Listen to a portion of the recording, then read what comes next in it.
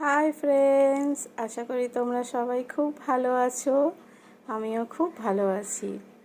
তো আমার দুদিন ভিডিও দেওয়া হয়নি, কারণ ঘরে একটুখানি ঝামেলা ছিল। এদিক ওদিক প্রচুর দৌড়াদৌড়ি করতে হয়েছে, কাজকর্ম ছিল।